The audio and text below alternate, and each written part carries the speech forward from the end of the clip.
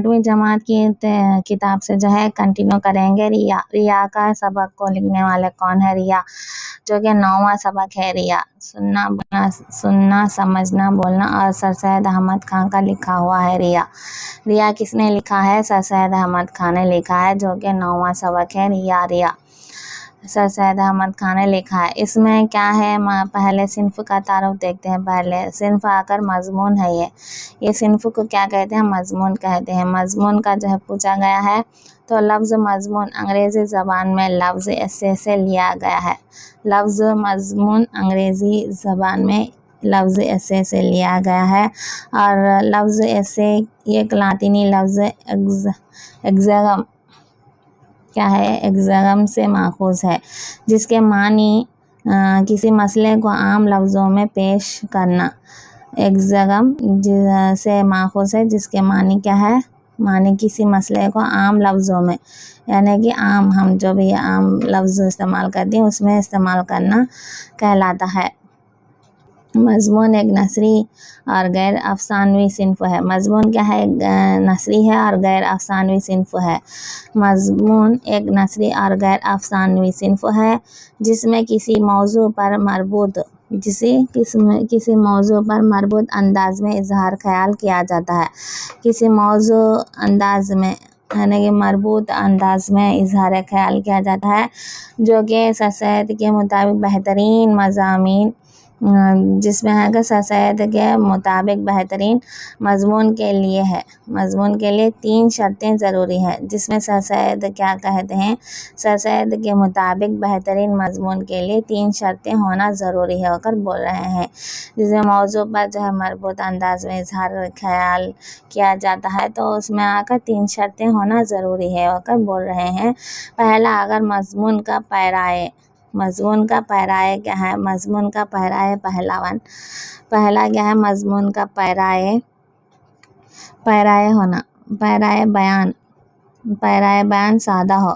मज़मून कभी भी हो सादा होना चाहिए, यानी कि इसमें पेचीदे से जो बातें कहे तो समझ में नहीं आता, इसीलिए जो है मज़मून का पैराए बयान जो है सादा हो, एक शर्त है। दूसरी शर्त क्या है? मज़मून में मरकज़ी ख़याल का होना ज़रूरी है। मज़मून में क्या होना? मरकज़ी ख़याल। अब जो मज़मून बोलते हैं उसकी जड़ क्या है, उसका मरकज़ी ख़याल क्या है, वो हमें क्या बताना चाहते हैं, वो भी होना ज़रूरी है। मज़मून निगार के दिल की बात जो है ख़ारी तक पहुँचे। मज़मून जो भी निगार जो बोलता है उसकी बात किस तक पहुँचे? ख़ारी तक, जो भी पढ़ने वाले सुनने वाले हैं उसको तक पहुँचे। मज़मून निगार के दिल की जो बात है वो ख़ारी तक पहुँचे। आम तौर पर जो है मज़मून के 3 हिस्से होते हैं। मज़मून के भी 3 हिस्से होते हैं, मज़मून के भी 3 शर्तें होते हैं, याद रखिए। तो मज़मून के 3 हिस्से कौन से होते हैं? तमहीद होता है, पहले तमहीद इंट्रोडक्शन, और उसके बाद नफ्से मज़मून होता है, निफ्से मज़मून होता है। उसके बाद जो है इख्तिताम, यानी कि या का निफ्से मज़मून, यानी कि उसका निफ्से मज़मून और इख्तिताम, यानी कि आखिरी में ख़त्म हो जाता है। सो पहले तमहीद, उसके बाद निफ्से मज़मून और इख्तिताम होता है। अच्छा इख्तिताम मज़मून की खूबी समझी जाती है। अच्छा इख्तिताम होना मज़मून की खूबी समझी जाती है, यानी अच्छा इंतज़ाम नहीं तो इख्तिताम नहीं तो अच्छा इख्तिताम नहीं तो वो मज़मून की खूबी नहीं समझी जा सकती। ये ऐसा जो है कह रहे हैं। करने का मकसद क्या है? तलबा को क्या है? रियाकारी के नुकसानात से वाकिफ़ करवाना। रियाकारी के नुकसानात से वाकिफ़ करवाना इसके वजह से मकसद है। तलबा को रियाकारी से बचने की तरगीब देना। नंबर 2, और तलबा में अखलाक और ज़िंदगी के इख्तिदार को भी जो है क्या करना है? मुस्बित यानी कि पॉजिटिव से लेना है। रुझानात और मैलानात को फ़रोग़ देना। उनके सारे भी रुझानात है और मैलानात है, उनको है ना कि मुस्बित से है ना फ़रोग़ देना। तलबा में क्या करना चाहिए? हमदर्दी, बाहमी इमदाद, सलाह रहमी और एहतराम जैसे जज्बात को फ़रोग़ देना। तलबा में हमदर्दी होना बेहद ज़रूरी है, नहीं तो है ना कि लड़ लेते रहते हैं बच्चे, जो है क्या करते हैं? लड़ते रहते हैं, उनके अंदर जो हमदर्दी नहीं नहीं हो तो। और बाहमी इमदाद यानी कि एक दूसरे से जो है अच्छी तरह से मिलजुल कर रहना, सिला रहमी करना, अच्छा एहतराम करना, ये सारे के सारे जो है इससे जो है तलबा वाकिफ़ होने का से मकसद है। तो मुसन्निफ़ का तारुफ क्या है? मुसन्निफ़ जो है कौन है? इसके लिखने वाले सर सैयद अहमद खान। ये तस्वीर है सर सैयद अहमद खान की। सर सैयद अहमद खान जो है 17 अक्टूबर 1817 को दिल्ली के एक इल्मी घराने में पैदा हुए। 17 अक्टूबर 1817 1817 वो 17 रखिए और 18 को रखिए तो याद रहेगा। 17 ये पूछा भी गया है। सर सैयद अहमद खान 17 अक्टूबर 1817 को ईस्वी को दिल्ली के एक इल्मी घराने में पैदा हुए और इनकी तरबियत में इनकी वालिदा का अहम किरदार था। तो इनकी तरबियत, इनको अच्छा बनाने में जो तरबियत लगी वो अगर वालिदा का अहम किरदार था।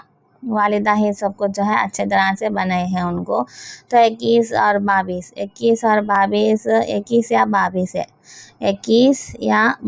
साल की उम्र में उन्होंने तो किसकी 21 और 22 सर सैयद अहमद खान की 21 और 22 साल की उम्र में उन्होंने क्या करें उन्होंने ईस्ट इंडिया कंपनी की मुलाजिमत कबूल कर ली।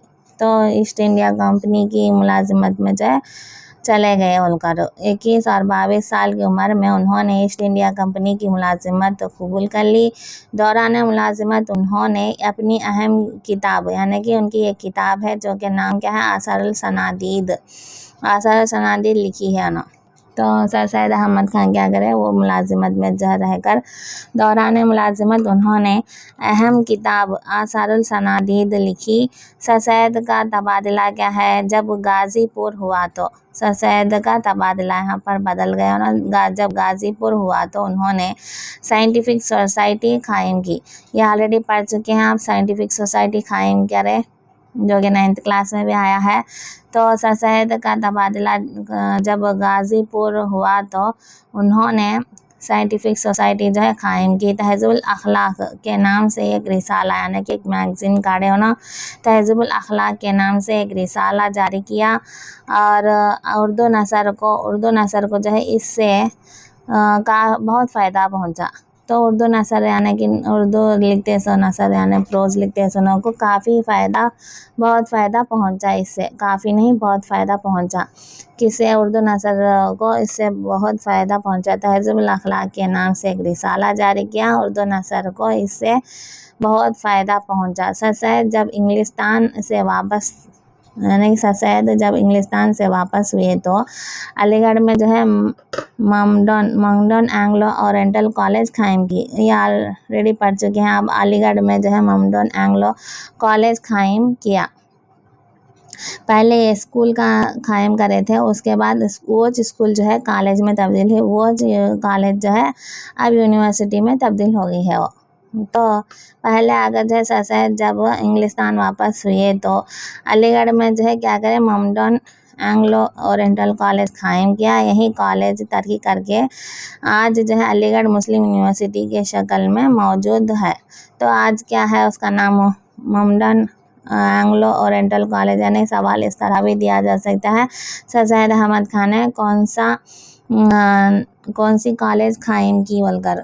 तो ममडन का एंग्लो ओरिएंटल कॉलेज कायम की होगा बोलना है। अगर जो कॉलेज है कि आज इसका नाम, पहले कौन सा नाम था अब कौन सा नाम है वो पूछा गया तो पहले जो है ममडन एंग्लो ओरिएंटल कॉलेज था और अब जो है तरक्की करके जो है वो कॉलेज क्या हो गई, अलीगढ़ मुस्लिम यूनिवर्सिटी बन गई।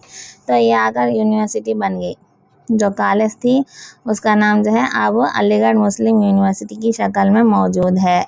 और सर सैयद एक ज़बरदस्त मुसल्लह कौम और मुफक्किर मुहक़्क़िक़ मौल्लिम होने के साथ साथ क्या है ना, सर सैयद एक ज़बरदस्त मुसल्लह कौम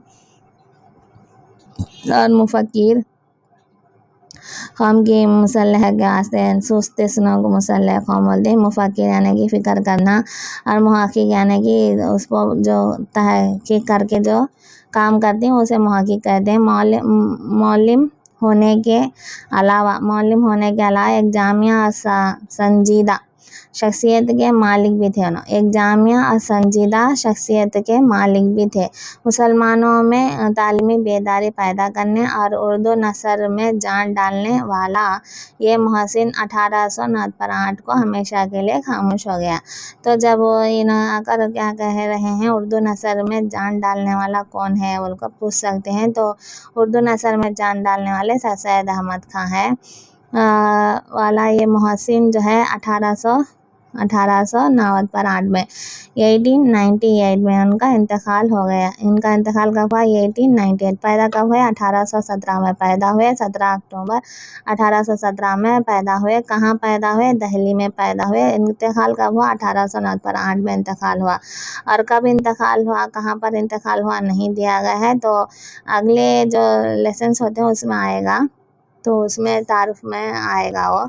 तो पहले तो ये याद रखिए, पहले 17 अक्टूबर 1817 को दिल्ली में उन्होंने पैदा हुए और उन्होंने एक साइंटिफिक सोसाइटी के नाम से जो है कायम करे। और उनका रिसाला क्या? तहज़ीबुल अखलाक था। और उनके नसर में है ना कि बहुत फ़ायदा हुआ वो। और सर सैयद जब इंग्लिस्तान वापस हुए तो ना क्या करे, अलीगढ़ में जो है मोहम्मडन ओरिएंटल कॉलेज कायम करे। और ओरिएंटल कॉलेज क्या हुआ, वह तरक्की करते हुए अलीगढ़ मुस्लिम यूनिवर्सिटी में तब्दील हो गया, शक्ल में मौजूद है होकर। तो ये थे सर सैयद अहमद खां के बारे में। तो इसकी मानी देखते हैं। अब मानी क्या है होकर?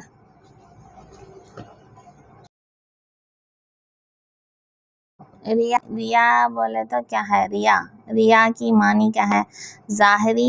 जाहिरदारी या मकर व फरेब, धोखा, दिखावा करना, धोखा देना और फरेब करना, मकर करना। मकर व फरेबी जाहिरदारी यानी कि दिखावे के से जो बल्ला के सब काम करते हैं उसे रिया कहते हैं। अब जो है दिखावे के से नमाज ही पढ़ते हैं, दिखावे के से जो है अच्छे काम करते हैं, दिखावे के से सदक़े करते हैं, वो सारे की चीज़ें जो क्या हो कहलाते हैं? रिया कहलाते हैं। तो तकलीद जो है क्या है? नकल करना। तकलीद किसे कहते हैं? नकल करना, पैरवी करने को तकलीद कहते हैं। हादी जो है किसे कहते हैं? हादी हिदायत करने वाले को हादी, हिदायत हादी। तो है हादी से मालूम होता है कि हिदायत करने वाला। तासुब जो है बेजा हिमायत यानी कि तरफदारी करता था।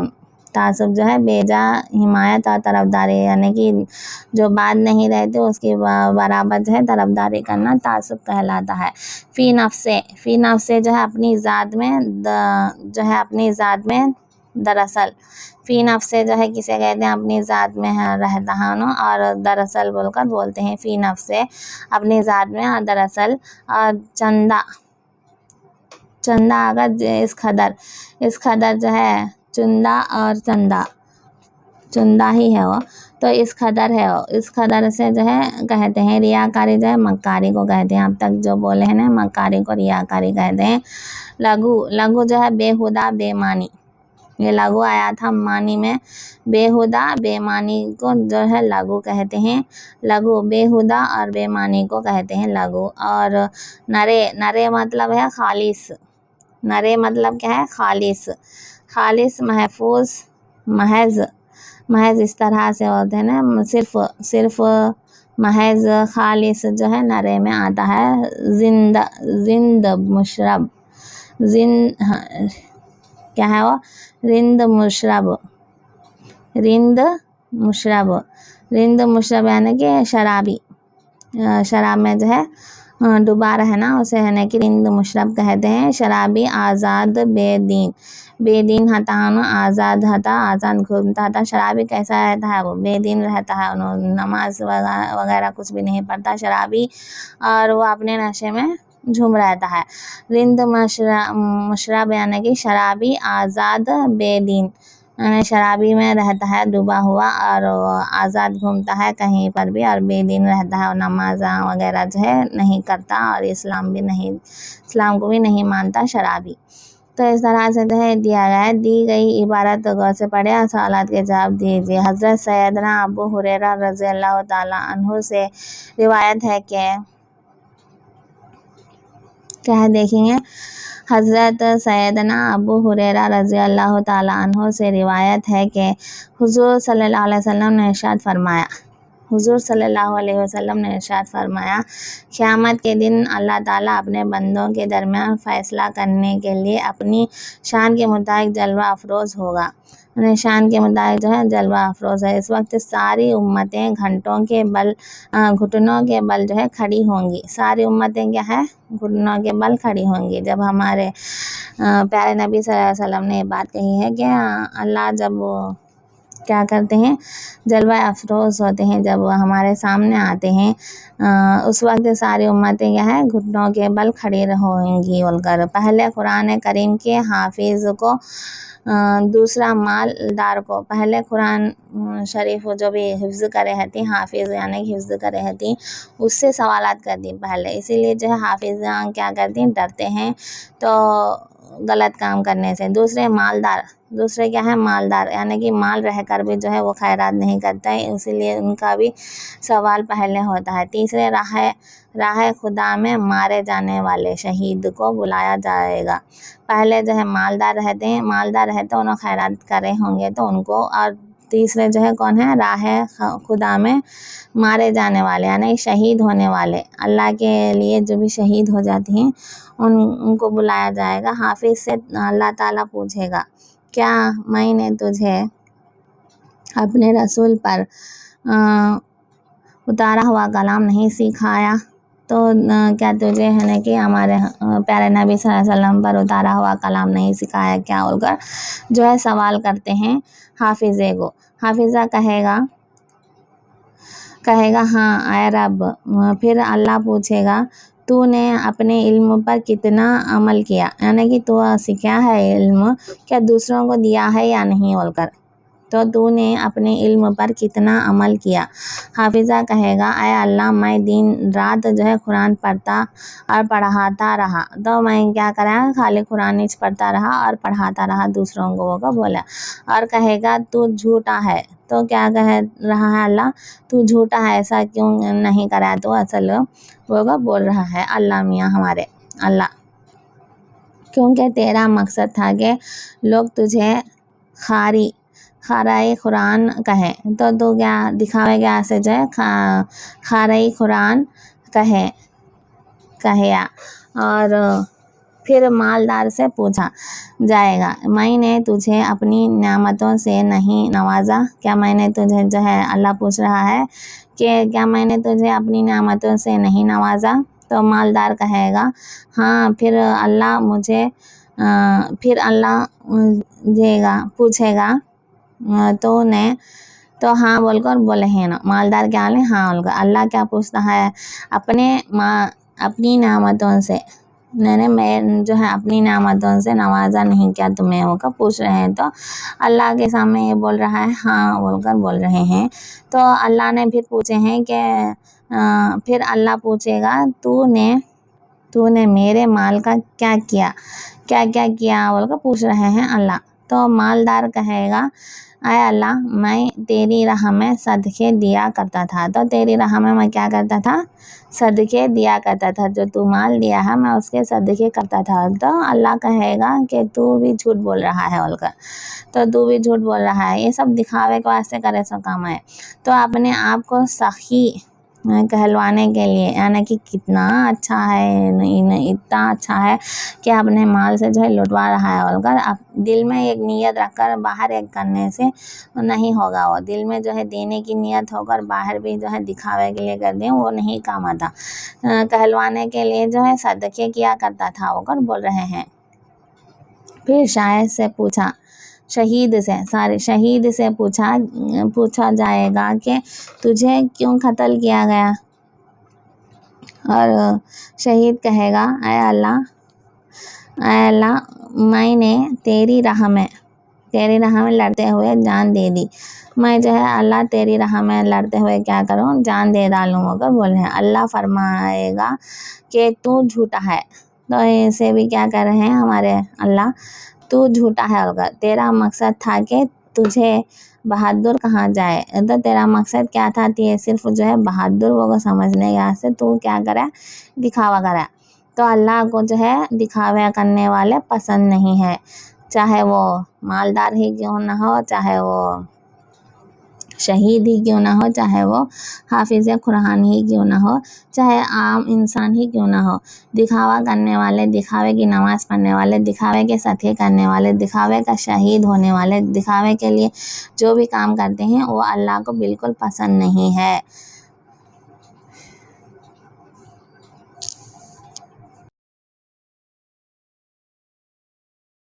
तो यहाँ पर को खुलासे से बताया गया है। देखिए, आदमी का दिल किसी चीज़ को उस वक्त तक पसंद करता है, कौन से भी आदमी का दिल जो है किसी चीज़ को उस वक्त तक पसंद करता है जब तक कि वो उसे नफ़ा बख्श नज़र आती है, उसे नफ़ा करने तक जो है नज़र आती है, तब तक जो है वो क्या करता है, नफ़ा बख्श नज़र आती है तब तक जो है वो करता है। मगर जब उसे उस शय से जो है नुकसान होने का पता चलता है तो वो उससे बचता है। तो नुकसान होने से पता चलता है तो उसका क्या करता है, वो उससे बच जाता है। रियाकार का ज़ाय हो जाना, रियाकार का अमल ज़ाय हो जाता है, रियाकार का अमल जो है ज़ाय हो जाता है। रियाकार जो है शैतान का दोस्त है, रियाकार जो है करना शैतान का दोस्त है। जहन्नम की वादी रियाकार का ठिकाना होगा। जहन्नुम की वादी जो है रियाकार का ठिकाना होगा। जहन्नुम की वादी रियाकार का ठिकाना होगी। रियाकार के तमाम अमल बर्बाद हो जाएंगे, रियाकार से जो करते हैं तमाम अमल जो है बर्बाद हो जाएंगे। रियाकार को ज़िल्लत और रुसवाई का अजाब दिया जाएगा। ज़िल्लत और रुसवाई का अजाब दिया जाएगा। रियाकार पर जो है जन्नत हराम है, रियाकार पर जो है जन्नत क्या है, हराम है, और उन्हें जन्नत नहीं मिलती बोलकर। इसलिए हमें चाहिए कि हम रियाकारी से बचें, और जो भी काम करें सिर्फ़ और सिर्फ जो है अल्लाह ताला की रज़ा के लिए करें, ताकि हमारी आखिरत जो है संवर जाए। तो हमें सिर्फ जो है अच्छे से दिखावा नहीं, जैसा खालिस नीयत से जो है करें तो हम जो है अज़ाब से बच सकते हैं आखिरत में होकर बोल रहे हैं। ये हम सबक पढ़ते वक्त जो है इसको देखेंगे, अच्छा ही है इसका सबक, तो सबक पढ़ते वक्त देखेंगे। नेक्स्ट जो है कौन से शौरा है देखते हैं। यहाँ पर देखिए अलीगढ़ मुस्लिम यूनिवर्सिटी के बारे में दिया गया है, जो कि क्या आप जानते हैं, और क्या आप जानते हैं ज़रूर से देखना है हमें, क्योंकि इसमें से सवालात आते हैं। तो क्या आप जानते हैं अलीगढ़ मुस्लिम यूनिवर्सिटी 1870 पर 5 यानी कि 1875 में मुसलमानों में तालीमी शऊर बेदार करने के लिए, 1875 में जो है मुसलमानों में तालीमी शऊर बेदार करने के लिए सर सैयद अहमद खान ने रियासत उत्तर प्रदेश के शहर अलीगढ़ में मॉम्पटन एंग्लो ओरिएंटल कॉलेज के नाम से अलीगढ़ मुस्लिम यूनिवर्सिटी की बुनियाद रखी। तो क्या करें, हाँ, सर सैयद अहमद खान ने रियासत उत्तर प्रदेश के शहर, कहाँ पर जो है अलीगढ़ मुस्लिम यूनिवर्सिटी है, मतलब जो है कौन सी रियासत में है भी बोल सकते हैं, कौन सी रियासत में जो है अलीगढ़ मुस्लिम यूनिवर्सिटी है और भी आ सकता है सवाल। तो उत्तर प्रदेश के शहर अलीगढ़ में जो है उत्तर प्रदेश के शहर अलीगढ़ में मॉम्पटन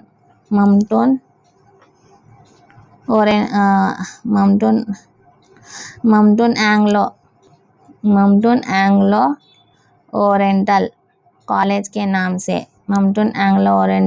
के नाम से जो है अलीगढ़ मुस्लिम यूनिवर्सिटी की बुनियाद रखी। एंग्लो ओरिएंटल कॉलेज तरक्की करते फिर देखिए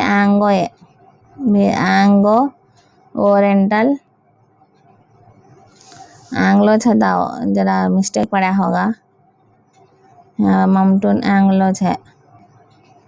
तो एंग्लो ओरिएंटल कॉलेज तरक्की करते करते जो है 1920 में क्या है, यूनिवर्सिटी में तब्दील हो गई है। तो जबकि पहले पढ़े थे आप, तो कॉलेज जो है तरक्की करते करते वो यूनिवर्सिटी में तब्दील हो गई। कब? 1920 को, 1920 को जो है ये आकर जो है तब्दील हो गई इसमें।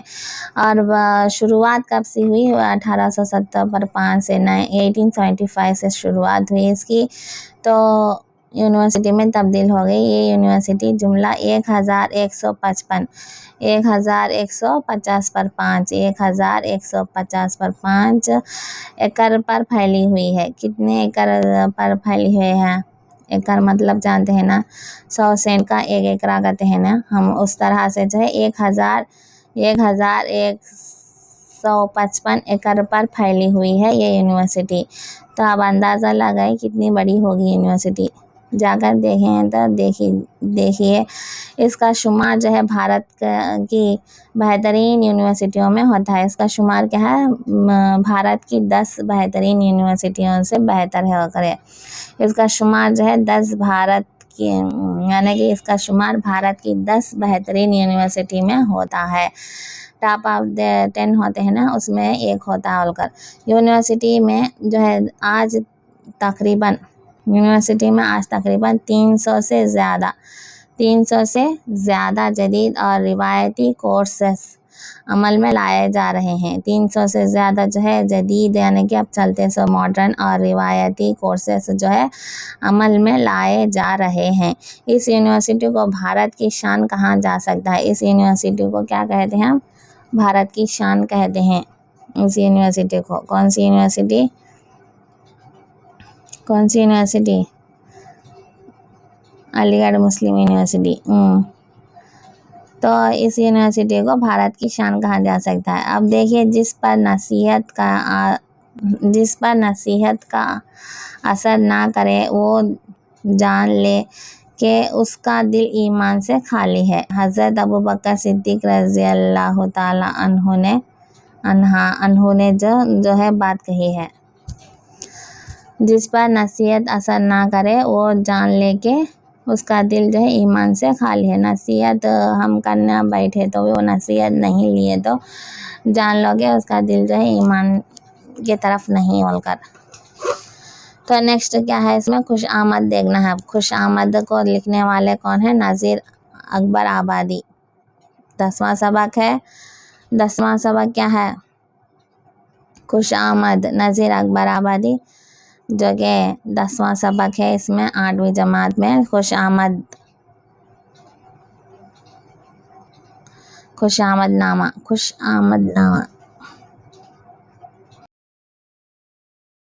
चलिए अब खुश आमद नामा के शायर नज़ीर अकबर आबादी के बारे में देखते हैं, जो कि 10वां सबक है 8वीं जमात का।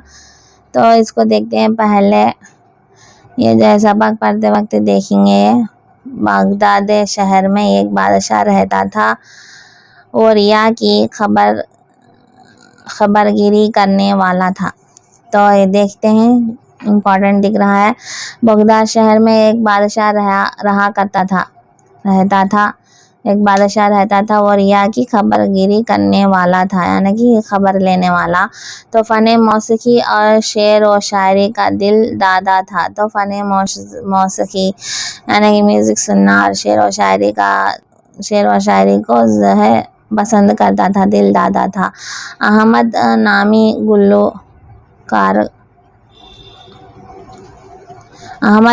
गुलकार को जो है मालूम हुआ कि अहमद बोलते से एक गुलकार यानी कि गाने वाला है, गुलकार को मालूम हुआ कि बादशाह फनकारों की पजीराई करता है। तो इनाम हासिल करने की गर्ज से दरबार में हाजिर हुआ और बादशाह की बेजा तौसीफ करते हुए गीत गाने लगा। तो बादशाह की जो है बेजा तारीफ करते हुए जो है गीत गाने लगा। तो गीत गाने लगा तो बादशाह जो है खुश हुआ। बादशाह क्या हुआ, उसकी गीत से खुश हुआ, अशरफियों का ऐलान कर दिया, उसे अशरफियाँ दे डालो का ऐलान कर दिए। अहमद मजीद इनाम के लालच में जो है क्या करता है, अहमद मजीद जो है इनाम अभी देता गया कि बादशाह का जो है बादशाह की झूठी तारीफ करते हुए क्या है गीत सुनाने लगा। फिर क्या करें, इनाम तो ले लिया, फिर जो है उसे क्या हुआ, और भी जो है बहुत सी झूठी तारीफ करे तो और भी इनाम देता और फिर जो है झूठी तारीफ करते हुए गीत सुनाने लगा। तो बादशाह फिर जो है खुश हुआ और इनाम में सोना देने का ऐलान किया। बादशाह क्या है, उसकी झूठी तारीफ सुनकर जो है हम क्या कहते हैं, उसका सोना और भी देने लगा। हालांकि झूठी तारीफ सबको पसंद आती है, अच्छी तारीफें किसी पसंद नहीं आती है। सच बात जो है कड़वी लगती है और क्या बोलते हैं, तो सही बात है वो। झूठी बात जो है अच्छी लगती है, सच बात जो है कड़वी लगती है। अहमद ने फिर गीत गाया तो बादशाह ने खुश होकर जो है जागीर का ऐलान कर दिया। अब जो है अभी खुश हो गया, तो अहमद ने खुश होकर जो है फिर गीत गाया तो बादशाह ने खुश होकर क्या करे, जागीर दे डाले। तो ऐलान कर दिया। अहमद खुशी से दरबार में खड़ा रहा कि इसको ऐलान करदा इनामात दे दिए जाएंगे। तो खड़ा होने के बाद जो है क्या बोले, अब पूरा हो जाने बाद इसे इनामात दे डाला होगा। बहुत देर बाद भी इनामात नहीं मिले, तो बहुत देर बाद जो है क्या करा, सोचा है तभी जो है इसे इनामात नहीं मिले। बहुत देर तक खोड़ने के बाद भी जो है इसे इनामात नहीं मिले। तो अहमद ने बादशाह से पूछा, क्या पूछा, जहाँ पना मुझे मेरे इनामात दे दी जाए तो मैं चला जाऊंगा बोलकर पूछा है ना, कौन गाने वाला जगह बादशाह को पूछा। पूछने के बाद क्या हुआ, बादशाह ने हंसकर कहा, कैसा इनाम बोलकर क्वेश्चन डाले, कैसा इनाम, तुमने मेरे कानों को खुश किया और मैंने तुम्हारे कानों को खुश किया बोलकर बोल रहा है। तो कैसा इनाम देना तुम्हें, तुमने मेरे कानों को खुश किया और मैंने तुम्हारे कानों को। यहाँ इनामात की बात कहाँ से आई, मैं बोला हूँ, मगर जो है इनामात की बात कहाँ से आई होगा। अहमद मायूस होकर जो है लौट गया। अहमद क्या हो गया, मायूस होकर जो है लौट गया। तो खुश आमद का मतलब क्या है, खुश आमद का मतलब जो नहीं सो उसकी बातों को जो है तारीफ करके उसको बढ़ा चढ़ाकर कहना खुश आमद कहलाता है। मानी भी है, देखिए अब खुश आमद बेजा तारीफ करने को क्या कहते हैं, खुश आमद कहते हैं। बेजा तारीफ तो तारीफ नहीं होती है। अच्छा तो चलिए सिन्फ की तारीफ में क्या दिया गया है, सिन्फ की तारीफ में नज़म है। नज़म अरबी ज़बान का लफ्ज़, नज़म क्या है, अरबी ज़बान का लफ्ज़ है। नज़म के मानी है मुंजिम करना, यानी मुंजिम करना लड़ी पर पुरोना, धागे में मोती पुरोने के हैं। ये दिया गया था नज़म में जो है धागे में मोती पुरोने के काम करता है नज़म। नज़म अरबी ज़बान का लफ्ज़ है। नज़म के मानी है मुंजिम करना, लड़ी पुरोना या धागे में मोती पुरोने के हैं। किसी खास मौजू पर तसलसल के साथ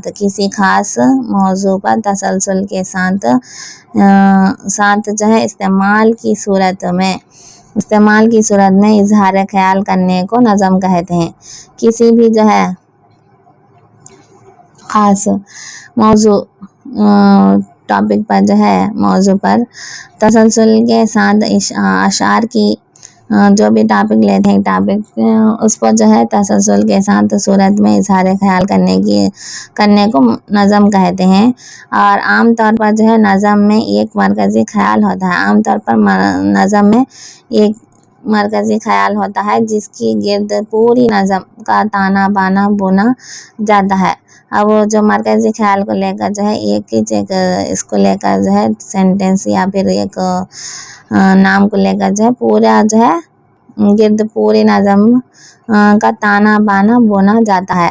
हैयत के एतबार से नज़म की 4 किस्में हैं। हैयत के एतबार से जो है नज़म की 4 किस्में हैं। देखिए, और पहला अगर पाबंद नज़म, पहला क्या है, पाबंद नज़म, मोहरा नज़म, आज़ाद नज़म, नसरी नज़म। पहला पाबंद नज़म, मोहरा नज़म दूसरा, और आज़ाद नज़म तीसरा, और नसरी नज़म जो है चौथा। दीगर असनाफ की तरह नज़म गोई की इब्तिदा भी दक्कन से हुई। कहाँ है दीगर असनाफ जो भी निकले हैं गज़ल नज़म सब भी जो है कहाँ से हुई, ये भी इस्लाम दीगर असनाफ की तरह नज़म गोई की इब्तिदा भी जो है दक्कन से ही हुई, दक्कन से हुई। और दक्कन के मशहूर सूफी बुज़ुर्ग, दक्कन में जो मशहूर सूफी बुज़ुर्ग है उनका नाम क्या है, हज़रत ख्वाजा बंदे नवाज़ गेसो दराज रहमतुल्लाह अलैह है। उनका नाम क्या है, हज़रत ख्वाजा बंदे नवाज़ गेसो दराज रहमतुल्लाह अलैह को उर्दू के पहले नज़म को शायर होने का शर्फ हासिल है। जो कि पूछा गया था सवाल में, जो कि पहले नज़म को शायर कौन है होकर पूछा गया, तो नज़म को शायर कौन है होकर पूछा गया तो ख्वाजा बंदे नवाज़ गेसो दराज रहमतुल्लाह अलैह हैं। उर्दू के पहले नज़म को शायर होने का शर्फ उनको हासिल है। हज़रत की लिखी हुई चक्की नामा, इनकी लिखी है चक्की नामा को उर्दू की पहली नज़म कहा जाता है। चक्की नामा लिखे हैं यह, चक्की नामा को उर्दू की पहली नज़म कहा जाता है। तो ठीक समझ में आया। उसके बाद देखिए चलिए इसमें जो है मकसद देखते हैं। वो मकसद क्या है, उर्दू ज़बान की चाशनी, मकसद क्या है, उर्दू ज़बान की चाशनी और लज्जत से तलबा को रोशनास करवाना। उर्दू ज़बान की चाशनी और हमारी ज़बान कैसी है, शीरीन है, कैसी है, लज्जत से वह तलबा को रोशनास करवाना। तलबा में ज़ौक़ जमील और ज़ौक़ सलीम फ़रोग़ पाएंगे। तो तलबा में ज़ौक़ सलीम और ज़ौक़ जमील जो है फ़रोग़ पाएंगे। और इस नज़म की तकमील के बाद तलबा खुशामदीद चापलूसी, यानी कि इस नज़म के बाद जो है तलबा क्या कहते हैं, खुश आमदी और चापलूसी, झूठी तारीफ़ व तौसीफ़ और फ़रेब से वाकिफ़ हो जाएंगे। यानी कि झूठी तारीफ़ करने वालों से और तौसीफ़ करने वालों से जो है समझ जाएंगे कि झूठी बात कह रहा है होकर। तो खुश आमदी, चापलूसी, झूठी तारीफ़ और तौसीफ़ और फ़रेब से जो है वाकिफ़ हो जाएंगे। कौन वाकिफ़ हो जाएंगे, तलबा। रवानी से पढ़ने के काबिल हो जाएंगे। अब यह रवानी से पढ़ने के काबिल भी हो जाएंगे। ये और तलबा और ज़बान की सलासत चाशनी और उससे वाकिफ़ होंगे। ज़बान की सलासत यानी कि सलासत देना, यानी कि सीधा है नहीं होकर जो है सलासत और चाशनी और हुस्न से वाकिफ़ होंगे। तो ठीक समझ में आया, ज़बान की सलासत, चाशनी और हुस्न से वाकिफ़ होंगे। तो शायर का तारुफ देखिए। अब शायर का तारुफ क्या है देखते हैं। पहले नज़ीर अकबर आबादी का पूरा नाम। तो गौर से सुनिए, नज़ीर अकबर आबादी का पूछा गया है। 3-4 सवाल आए हैं इनके तरफ से। नज़ीर अकबर आबादी का पूरा नाम, नज़ीर अकबर आबादी का पूरा नाम वली मोहम्मद था। सिर्फ जो है उनका क्या नाम था, वली मोहम्मद था। नज़ीर अकबर आबादी बाद में उन्होंने रख लिया नाम। तो पहले अगर नज़ीर अकबर आबादी का पूरा नाम क्या था, वली मोहम्मद था। इनकी सने विलादत में इख्तलाफ है। इनकी सने विलादत में क्या है, इख्तलाफ है, यानी कि परफेक्ट सी नहीं बोलकर।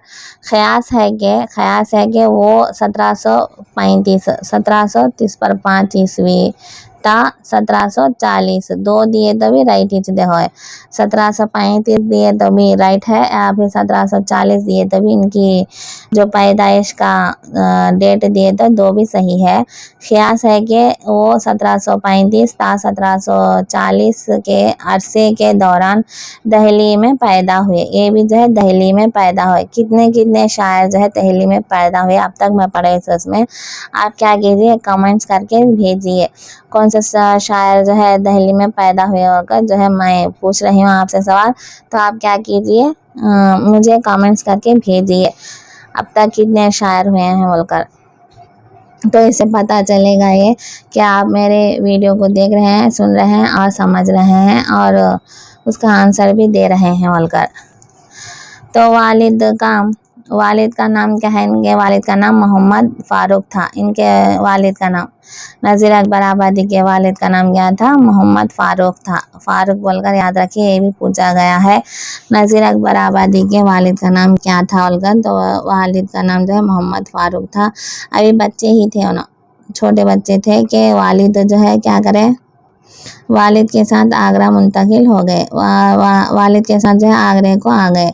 ये एक मकतब से अरबी और फ़ारसी की तालीम हासिल की। एक मकतब से जो है इंस्टीट्यूट होता, उससे जो है एक मकतब से जो है अरबी और फ़ारसी की तालीम हासिल की। और नज़ीर एक सादा और सूफ़ी मंश आदमी थे। एक सादा और सूफ़ी मंश आदमी थे। नज़ीर क्या था पूछ सकते हैं। तो नज़ीर एक सादा और सूफ़ी मंश ही याद रखना है, मंश आदमी थे। इनकी सारी उम्र जो है अमली इल्मी में बसर हुई। इनकी सारी ज़िंदगी जो है उम्र जो है मौलमी से बसर हुई। इनकी सारी उम्र जो है मौलमी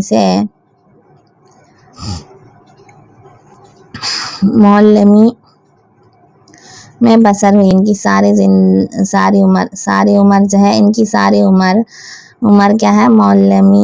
मौलमी में बसर हुई।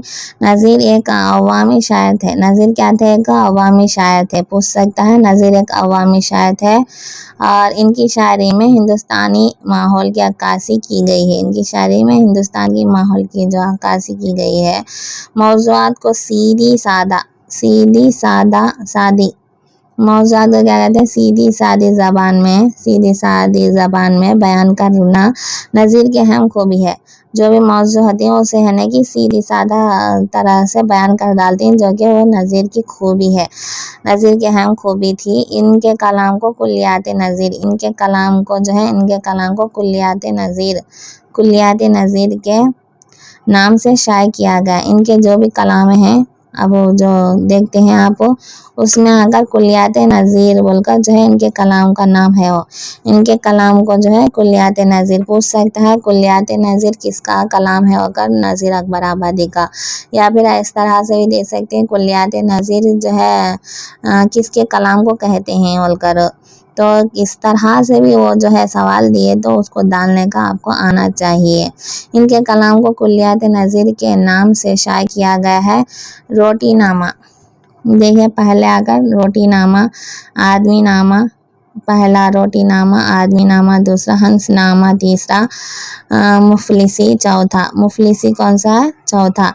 रोटीनामा, आदमी नामा, हंसनामा, मुफलिसी वगैरह नज़ीर के मशहूर नज़्में हैं। ये क्या है? ये रोटीनामा हो, आदमी नामा, हंसनामा, मुफलिसी, ये क्या है? नज़ीर के नज़्में हैं, मशहूर नज़्में। नज़ीर अकबर आबादी ने तवील उम्र पाई, जो कि नज़ीर अकबर आबादी को जो है तवील उम्र पाई, ज़्यादा दिन जो है ज़िंदा रहे ना। और कब इनका इंतकाल हुआ? 1830 में, 1830 में, 1830 में इंतकाल हुआ। और कहाँ हुआ इसमें भी नहीं दिया गया। अगर जो दूसरे सबक में जो है होगा तो देखेंगे उसमें। 1830 में जो है इनका इंतकाल हुआ। 1830 में इनका इंतकाल हुआ। पैदा कहाँ हुए? वो दिल्ली में पैदा हुए। कब पैदा हुए? 1735 और 1740 में पैदा हुए। उनका असल नाम क्या था? वली मोहम्मद था, जो कि नज़ीर अकबर आबादी का पूरा नाम क्या था? वली मोहम्मद था। और इनके वालिद का नाम मोहम्मद फ़ारूक था। और ये जो है ज़्यादा जो है क्या करते थे? सीधी सादी ज़बान में बयान करना नज़ीर की अहम खूबी थी। और इनकी कुल्लियात का नाम क्या है? कुल्लियात नज़ीर है। कुल्लियात नज़ीर जो है किसका है? नज़ीर अकबर आबादी का। और रोटीनामा, आदमी नामा, हंसनामा जो है, मुफलिसी, ये सारे के सारे जो है इनके नज़्में हैं। नज़ीर अकबर आबादी ने तवील उम्र पाई, जिसकी वजह से उनकी वफ़ात जो है कब हुई? 1830 में हुई।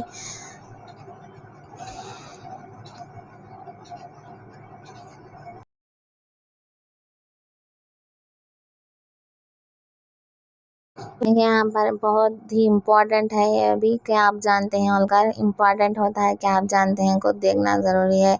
कहा जाता है कि नज़ीर अकबर आबादी ने तकरीबन 2 लाख अशार लिखे हैं। कितने अशार लिखे हैं देखिए पहले, 2 लाख अशार, 2 लाख, जो कि कहा जाता है कि नज़ीर अकबर आबादी ने तकरीबन 2 लाख अशार लिखे हैं, मगर बदकिस्मती से अशार का बड़ा हिस्सा तबाह हो गया। तो बदकिस्मती से उन्होंने 2 लाख अशार लिखे, लेकिन बदकिस्मती से वो अशार का बड़ा हिस्सा जो है तबाह हो गया, यानी कि ख़त्म हो गया, और महज 6,000 अशार ही जो है 6,000 अशार ही जो है तबाह हो सके, यानी शाये हो सके होगा। 6,000 अशार ही जो है सामने आई होगा, जो कि उनके 2 लाख अशार थे, तो 6,000 अशारी तबाह हो सके। और नज़ीर अकबर आबादी को 8 ज़बानों यानी कि 8 ज़बानें आती थी नज़ीर अकबर आबादी को। कौन से शायर को ज़बानें आती थी, ज़्यादा ज़बानें, मतलब क्या नज़ीर अकबर आबादी को डालना है कितने ज़बानें आती थी भी पूछ सकता है, तो 8 ज़बानें आती थी अगर डालना है। तो ज़बानें कौन सी है, अरबी एक है, फ़ारसी है, उर्दू है, पंजाबी है, ब्रिज भाषा है, मारवाड़ी और पूर्वी और हिंदी, पूर्वी और हिंदी। तो कौन से है, पहले अरबी, फर्स्ट अरबी, दूसरा फ़ारसी, तीसरा उर्दू, पंजाबी चौथा, बिरजागर पाँचवा, ब्रिज भाषा, मारवाड़ी 6, पूर्वी आकर 7 है, और 8 जो है हिंदी है। पर उबूर हासिल था। अपने पूरे कलाम में नज़ीर ने जितने अल्फाज का इस्तेमाल किया है, शायद किसी शायर ने इतना अशार का इस्तेमाल नहीं किया है। तो अपने कलाम में जो है नज़ीर जितने अशार का इस्तेमाल जो है, अपने पूरे कलाम में नज़ीर जो है जितने अल्फाज का इस्तेमाल किया है, शायद किसी दीगर शायर ने इतने अशार का इस्तेमाल नहीं किया है। अदबी दुनिया में जो है क्या हुआ, अदबी दुनिया में इनकी 600 गज़लें, अदबी दुनिया में इनकी 600 गज़लें और नज़में दस्तयाब हैं। 600 गज़लें और नज़में दस्तयाब हैं। नज़ीर अकबर आबादी को दुनियाए सुकून का ज़हीन शायर माना जाता है। दुनियाए सुकून का ज़हीन शायर माना जाता है। नज़ीर अकबर आबादी को दुनियाए सुकून का शायर माना जाता है। अक्ल से बढ़कर हमारा कोई दोस्त नहीं होता। अक्ल से बढ़कर हमारा कोई दोस्त नहीं होता। ये बात किसने कही, अमीर खुसरो ने कही है। जो एक कौल है ये, तो याद रखिए इसे भी। अक्ल से बढ़कर जो है हमारा कोई दोस्त नहीं होता, इसकी को किसने कहा, अमीर खुसरो ने। तो इम्तिहान जो है 11वां सबक है। अब इम्तिहान को लिखने वाले कौन है, मिर्ज़ा फ़रहत अल्लाह बेग। मिर्ज़ा फ़रहत अल्लाह बेग जो है इम्तिहान को लिखे हैं, जो कि 11वां सबक है 8वीं जमात में। इम्तिहान मिर्ज़ा फ़रहत अल्लाह बेग। तालीम हर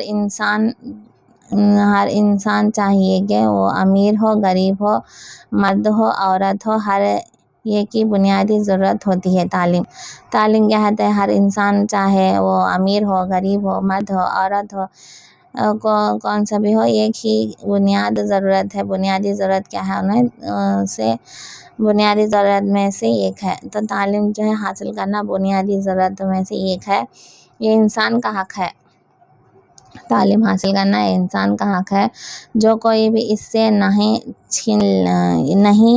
छीन सकता। जो इसको जो है तालीम जो है कौन भी जो है छीन नहीं सकता। अब दौलत है तो चोर ले गया बोलकर बोल सकती, लेकिन तालीम को चुरा नहीं सकते, इसका मतलब है। तो तालीम कौन भी नहीं चुरा सकता। आपके पास जो तालीम है उसको आपके जहन में से जो है खींच ले जा सकते, नहीं तो वो बोल रहे हैं। तो इंसान और हैवान में फ़र्क तालीम ही की बदौलत है। इंसान और हैवान में क्या है, मतलब क्या है, फ़र्क क्या है, तालीम ही है। अब कौन तो है ना बेवकूफ़ का काम गया था, क्या रे पढ़ा लिखा होकर इतना बेवकूफ़ का काम कराया वो को बोलते हैं ना।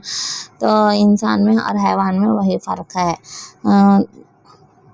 जंग बदर के कैदियों की रिहाई के हदिये की रकम, जो कि जंग बदर के कैदियों की रिहाई के फिदिये की रकम मुकर्रर की गई थी। तो जंगे बदर के कैदियों को जो है रिहा करते वक्त जो है जो फिदिया दिया जाता है, रकम दी गई थी, वो अगर इनमें से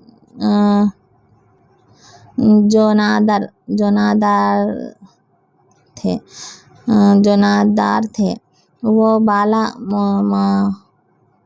मुआवजा ही छोड़ दिए गए, लेकिन तो जुनादार थे और बिला मुआवजा ही छोड़ दिए गए थे, लेकिन जो लिखना पढ़ना जानते थे इन्हें हुक्म हुआ कि 10 अफराद को लिखना पढ़ना सिखा दें तो फिर छोड़ देंगे। तो जब वो रिहा करते वक्त जो है उनको देखे तो जो है कि नादार उनको जो है पढ़ाई लिखाई नहीं आती थी, तो बला मुआवजा जो है उनको जो है मुआवजे ही छोड़ डाले, लेकिन जो है जो पढ़े लिखे हैं उनको क्या करेगा, तो इन्हें हुक्म हुआ कि 10 अफराद को तुम्हें क्या करना, लिखना पढ़ना सिखाना, तभी हम तुम्हारा छोड़ते होगा बोल रहे हैं। तो तालीम के बारे में जो है इम्तिहान के बारे में जो ये बोले हैं मिर्ज़ा फ़रहत अल्लाह बेग, इनकी तस्वीर ये मिर्ज़ा फ़रहत अल्लाह बेग की। तो इसका मकसद क्या है, सिन्फ का तारुफ देखते हैं पहले। अफसाना उर्दू अफसाना का है, अफसाने की सिन्फ है। तो अफसाना उर्दू की नस्री सिन्फ है। अफसाना क्या है, उर्दू की नस्री सिन्फ है अफसाना उर्दू की नस्री सिन्फ है, जिसे अंग्रेज़ी में शॉर्ट स्टोरी कहा जाता है। शॉर्ट स्टोरी कहा जाता है। अफसाने को शॉर्ट स्टोरी बोलते हैं। अफसाना उर्दू की नस्री सिन्फ है, जिसे अंग्रेज़ी में शॉर्ट स्टोरी कहा जाता है। लागत के एतबार से अफसाना छोटी कहानी को कहते हैं। लागत के एतबार से यानी कि ग्रामर के एतबार से जो अफसाना छोटी कहानी को कहते हैं, लेकिन अदबी इस्तिलाह में ये लोग कहानी की ही एक किस्म है। लेकिन अदबी इस्तिलाह में जो है ये कहानी, ये लोक कहानी की एक ही अहम किस्म है। लेकिन अदबी इस्तिलाह में क्या है, ये लोक कहानी की ही एक किस्म है। तो इससे क्या है, अफसाना एक मुख्तसर बयानिया सिन्फ है। अफसाना क्या है, एक मुख्तसर बयानिया सिन्फ है। पूछा है अफसाना क्या है बोलकर, बयानिया सिन्फ है, एक मुख्तसर बयानिया सिन्फ है अफसाना। इससे एक निशिस्त में पढ़ा जा सकता है। अफसाने को क्या कर सकते हैं, एक ही निशिस्त में। शॉर्ट स्टोरी को कितने में पढ़ती, एक ही निशिस्त में पढ़ा जा सके। वहदत तासुर और क्या है वो, कुलियत है तो टोटलिटी का कामयाबी अफसाने की अहम खुसूसियात हैं, जो कि वहदत तासुर और कुलियत जो है टोटलिटी का कामयाब अफसाने की अहम खुसूसियात है। टोटलिटी की कामयाब अफसाने की अहम खुसूसियात हैं, जो कि अफसाना। अब इम्तिहान का जो है सबक है वो, तो इसको देखिए। मुसन्निफ़ का तारुफ, मकसद क्या है पहले देखते हैं। तालीम की अहमियत को उजागर करना। तालीम की अहमियत को उजागर करना मकसद है बात वाज़ेह करना कि गुर्बत और मुफलिसी तालीम के हुसूल में रुकावट नहीं बनती। गुर्बत यानी कि गरीबी और मुफलिसी तालीम के हुसूल में रुकावट नहीं बनती, यानी कि तालीम जो है तालीम याफ्ता है तो ना गुर्बत में होकर नहीं रुकावट नहीं बनती। हर हाल में तालीम को जारी रखने के लिए तलबा की हौसला अफजाई करना चाहिए। हर हाल में क्या है, तालीम हासिल करो बोलकर जो है गुर्बत हो या फिर अमीर हो गरीब हो कौन भी हो, तलबा को क्या करना चाहिए, हौसला अफजाई करना चाहिए। तुम पढ़े आगे बढ़े तो अच्छा रहता होगा, जो है हौसला अफजाई करना, ना कि उनको डिमोटिवेट नहीं करना चाहिए होकर बोल रहे हैं। तो मुसन्निफ़ का तारुफ क्या है, अब देखते हैं। मुसन्निफ़ का तारुफ मिर्ज़ा फ़रहत अल्लाह बेग जो है 1 सितंबर 1880 पर 3 ईस्वी को 1880 पर 3 ईस्वी को दिल्ली में पैदा हुए। ये भी जो है दिल्ली में पैदा हुए। आप जितने भी शोरा देखे हैं तो उसमें से जो है ज़्यादातर जो है दिल्ली का ही जिक्र है। तो कितने शोरा है वो आप जो है कमेंट्स में ज़रूर दीजिए। मिर्ज़ा फ़रहत अल्लाह बेग मिर्ज़ा फ़रहत अल्लाह बेग जो है 1 सितंबर 1880 पर 1883 को ईस्वी को दिल्ली में पैदा हुए। इब्तदाई तालीम गवर्नमेंट हाई स्कूल से जो है इब्तदाई तालीम कहाँ से हासिल करे उन्होंने गवर्नमेंट हाई स्कूल से हासिल की। गवर्नमेंट हाई स्कूल से हासिल की। तालीम के बाद अदालत में मुलजिम हुए। तालीम के बाद क्या करे उन्होंने अदालत में जाकर मुलजिम हो गए। तालीम के बाद अदालत में मुलजिम हुए। उर्दू की मुमताज़ मिर्ज़ा निगारों में उर्दू के मुमताज़ मिर्ज़ा निगारों में उर्दू के मुमताज़ मिर्ज़ा निगारों में मिर्ज़ा फ़रहत अल्लाह बेग का शुमार होता है। मिर्ज़ा निगारों में मिर्ज़ा फ़रहत अल्लाह बेग का शुमार होता है। उन्होंने मुख्तलिफ़ मौज़ूआत पर अपना कलम उठाया। उन्होंने मुख्तलिफ़ मौज़ूआत पर यानी कि बहुत सारे मौज़ूआत पर से अपना कलम उठाया। सवानाए हयात अफ़साना सवानाए हयात एक अफ़साना अदबी तनक़ीद वगैरह के ज़रिए जो है मिर्ज़ा फ़रहत अल्लाह बेग क्या करें सवानाए हयात और अफ़साना और अदबी तनक़ीद वगैरह के ज़रिए जो है इंसानी ज़िंदगी के मुख्तलिफ़ पहलुओं को मखसूस रंग में पेश किया। तो इन्हें क्या करें मखसूस रंग में पेश करे। कौन से सवानाए हयात और अफ़साना अदबी तनक़ीद वगैरह के ज़रिए इंसानी ज़िंदगी के मुख्तलिफ़ पहलुओं को मखसूस रंग में जो है पेश किया। इनके मज़ामीन यानी कि मिर्ज़ा फ़रहत अल्लाह बेग के मज़ामीन के मजमूए क्या है मज़ामीन फ़रहत। इनके ही नाम से जो है मज़ामीन फ़रहत रखा है। मज़ामीन मजमूए का नाम क्या है या फिर मज़ामीन फ़रहत किसने लिखा है भी दे सकता है। तो गौर से सुनिए। इनके मज़ामीन के मजमूए मज़ामीन फ़रहत के नाम से छप चुके हैं। इनके तख्लीक़ियात मेरी दास्तान। इनके तख्लीक़ करने के जो मेरी दास्तान एक है तख्लीक़ात मेरी दास्तान और दिल्ली का यादगार मुशायरा यानी कि दिल्ली का यादगार मुशायरा जो कि नज़ीर अहमद की कहानी और फूल वालों की सैर और नई और पुरानी फूल वालों की सैर ये फूल वालों की सैर यहाँ तक एक है। और नई और पुरानी के बाद क्या है इसमें तहज़ीब की टक्कर उर्दू अदब में यादगार रहेंगी। तहज़ीब की टक्कर उर्दू अदब में जो है नई हो पुरानी हो तहज़ीब की टक्कर जो है उर्दू अदब में यादगार रहेंगी। क्या क्या है इनके तख्लीक़ात में जो है मेरी दास्तान एक दिल्ली का यादगार मुशायरा और नज़ीर अहमद की कहानी फूलों वालों की सैर 1 2 और 3 और ये 4। उसके बाद जो है सैर नई और पुरानी तहज़ीब की टक्कर उर्दू अदब में यादगार रहेंगी। तो मिर्ज़ा फ़रहत अल्लाह बेग का इंतकाल कब हुआ 27 अप्रैल 1940 में हुआ। 1940 में हुआ। मिर्ज़ा फ़रहत अल्लाह बेग का इंतकाल 1947 में हैदराबाद में हुआ। कहाँ हुआ भी दिया गया है तो हैदराबाद में हुआ। पैदा कहाँ हुए पैदा ये दिल्ली में पैदा हुए। कब पैदा हुए 1880 पर 3 में पैदा हुए। कौन सा दिन था 1 सितंबर का महीना था। 1 सितंबर 1880 पर 3 में दिल्ली में पैदा हुए। और इनकी वफ़ात आकर जो है 27 अप्रैल 1947 में हैदराबाद में इनकी वफ़ात हुई। तो ये हुए सिन्फ़ की तारीफ़ मकसद और इसका शायर का तारुफ।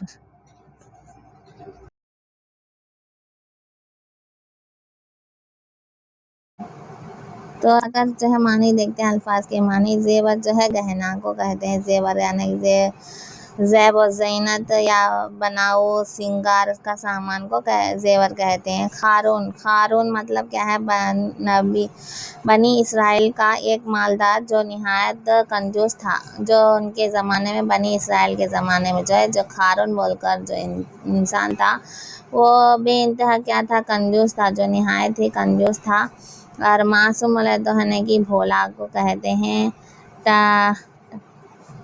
टकटे टकटाकी यानी ताक झाँक करते हैं, जिन्हें ताक झाँक करना, नज़ारा देखना, घूमते रहने का अमल को टकटकी कहते हैं। रहमत आकर मेहरबानी, करम शफ़क़त को कहते हैं।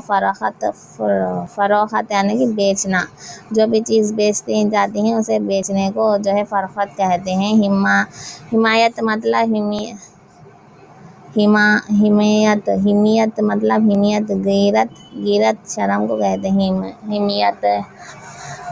हिमियत गिरत शर्म को कहते हैं। कमबख्त जो है बदनसीब को कहते हैं। कमबख्त जो है बदनसीब को कहते हैं। गफलत आकर लापरवाही बरतना, लापरवाही बेखबरी से जो है गफलत हो जाती है।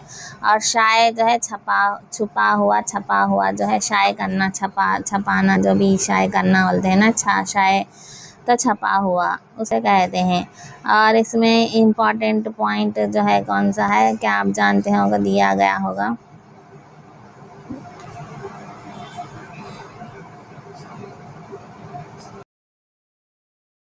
ये है क्या आप जानते हैं?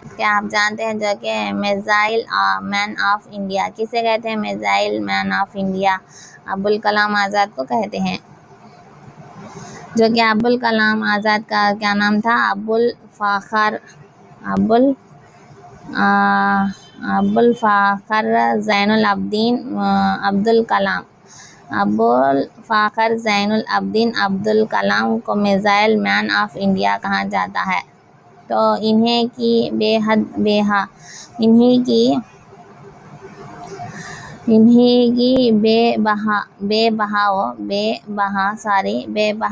खिदमत का सिला है।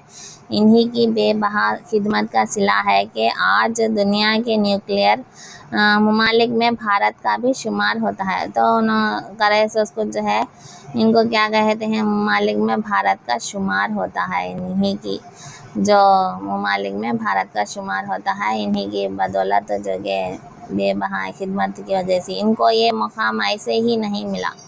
तो इनको ये मुकाम जो है सिर्फ ऐसे ही मिल जाता या नहीं मिलता। उन्होंने अखबारात फ़रोख्त करते यानी कि बेचते थे, फ़रोख्त करते हुए और स्कूली तालीम हासिल की। तो अखबारात फ़रोख्त करते हुआ भी जो है स्कूली तालीम हासिल करे। बेइंतहा जो है गुर्बत देखी, यानी कि उनके घर में जो है बेइंतहा गुर्बत, यानी खाना नहीं था, ना बेइंतहा गुर्बत थी उनके घर में। बचपन में खूब मेहनत की, बचपन में उन्हें क्या करें? खूब मेहनत करे। तकलीफ़ें बर्दाश्त करें, उन्हें जो भी तकलीफ़ें आए उसे क्या करें? बर्दाश्त करे। और बावजूद इतनी मुश्किलों के तालीम जारी रखी। इतनी मुश्किलें हैं तो वे क्या करें? उन्होंने तालीम को नहीं छोड़े, तालीम जारी रखी। और बेहतरीन असातिज़ा की रहबरी में दुनिया के अजीम साइंसदान बन गए। तो ये क्या हुए?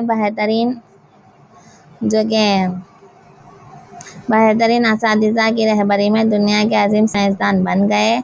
और इनकी खिदमत और इजादात के एतराफ़ में हुकूमत हिंद ने पद्म भूषण, यानी कि इनके खिदमत और इजादात के एतराफ़ में हुकूमत क्या करी? इन्हें जो है हुकूमत हिंद ने इन्हें पद्म भूषण दी। पद्म भूषण, भारत रत्न सब किसे मिली हैं? APJ अब्दुल कलाम आज़ाद को मिली।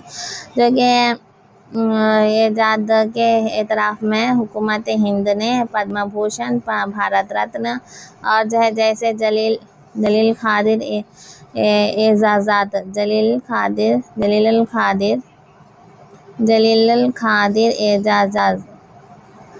जलील खादिर एजाज़ात से नवाजा, जो कि उनको नवाजी। सदर जमहूरिया के बाकायदा ओहदे पर फाइज रहे। वो क्या करे? बाकायदा ओहदे पर सदर जमहूरिया के ओहदे पर कायम रहे, फाइज रहे। सदर जमहूरिया के बाकायदा बाविखार ओहदे पर जो है फाइज रहे। बाविखार ओहदे पर फाइज हुए। यकीनन APJ अब्दुल कलाम हमेशा आइंदा नस्लों के लिए जो है बतौर रहनुमा जिंदा रहेंगे, यानी कि आने वाले नस्लों तक जो है हाँ APJ अब्दुल कलाम जो है रहनुमा बनकर रहेंगे होगा। इल्म बगैर अमल एक इल्म बगैर अमल एक आज़ार और अमल बगैर अखलास महमूल वो बेकार है। तो हज़रत अली ने ये बात कही है। इल्म बगैर अमल एक आज़ार और अमल बगैर अखलास महमूल वो बेकार होगा जो है कहे हैं। क्या है इसकी मानी, कमेंट कीजिए। अब कौन है जिगर मुरादाबादी? गज़ल के 12वां सबक है जो कि जिगर मुरादाबादी गज़ल जिगर मुरादाबादी ने लिखा है, 12वां सबक है। तो देखो इसको क्या है, उनका सिन्फ जो है गज़ल का दिया गया है। इन्होंने भी जो है गज़ल की सिन्फ की तारीफ करे हैं। देखते हैं। गज़ल उर्दू अदब की मकबूल तरीन सिन्फ है। गज़ल के लघवी माने औरतों से बातें करना है। गज़ल कोज़े में समंदर समोने का फ़न है। गज़ल के पहले शेर को मतला और आखिरी शेर को मक्ता कहते हैं। मक्ते में शायर अपना तखल्लुस पेश करता है। मतले के दोनों मिसरों में काफिया और रदीफ की पाबंदी होती है। अगर गज़ल के दूसरे शेर के दोनों मिसरों में भी काफिया और रदीफ की पाबंदी की जाए तो वो शेर जो है उसमें मतला कहलाता है। और अच्छे शेर को जो है हासिल शेर कहते हैं। गज़ल का हर शेर अलग अलग मानी मफहूम देता है। गज़ल के हर शेर के दूसरे मिसरे में काफिया और रदीफ की पाबंदी की जाती है। मरसिए के आखिरी लफ्ज़ को रदीफ कहते हैं और जबकि रदीफ से पहले आने वाले हमवज़न लफ्ज़ों को काफिया कहते हैं। यह गज़ल बहादुर शाह ज़फ़र की कुलियात ज़फ़र से ली गई है।